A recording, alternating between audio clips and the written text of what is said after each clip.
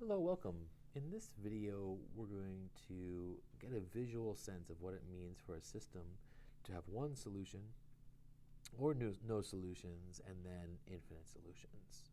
So we can solve these using elimination, substitution, we can solve them using matrices, but what does it look like? So let's go to some 3D visualization software, enter these systems and make sense of it.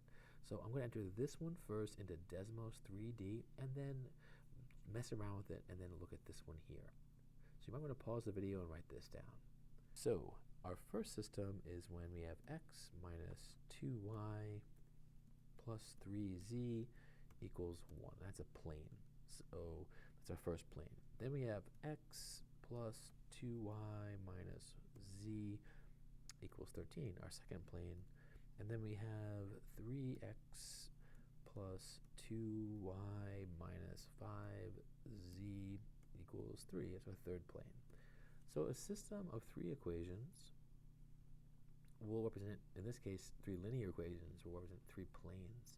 And the solution we're finding is the point where they all meet. So we have these three planes meeting all together at this spot here. And as we showed in a previous video, we can use matrices to find that spot. It's spot 3, 7, 4. And it's a little hard to see that. Let me hide some of the planes. Right, there's our point. Our first plane crosses it, our second plane, and then our third plane there. And I can overemphasize that point just by making it a little bit larger there. There. It's pretty absurdly large now. So there's the point where they all meet. First plane, second plane, third plane. Now, that's a situation where there's one solution. But in order for there to be no solutions, there should be no point where all three planes meet. And it doesn't mean that all the planes don't have to meet each other. It just means that all three don't meet at any particular location. So for example, if I just change the first equation to essentially be parallel with the third, so 3x, 3x, 2y, 2y, and then instead of plus 3z, we'll do minus 5z. Which keep the constants different. There you can see those two planes right here, or two lines in two dimensions, are never meeting each other. So they both cross this other plane in different spots, but all three planes are never all intersecting, and that's what happens when we have no solutions. There's no location where the planes all meet. If it was 2D, there's no location where all the lines meet.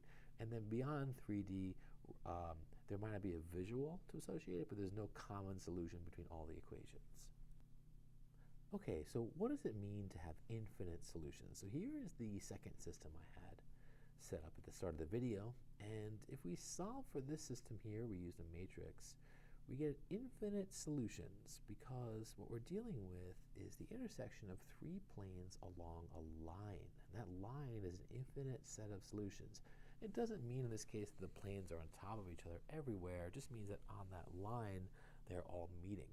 So in our matrix work, we said that that solution is when you have a value for x that we said was negative 3k, where z is k, y is 2 plus 2k, and then z we assign as k.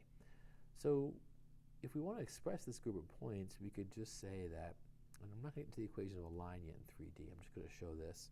Let's say we want k values to be a list from negative 10, let's go up to negative 9.9 next, and then all the way up to positive 10.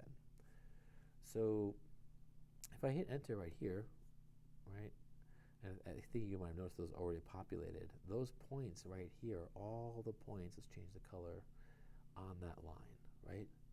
So those points are all along the line, and that's what we're finding in the matrix. We're finding the infinite set of solutions for this system. All right, I hope that helped.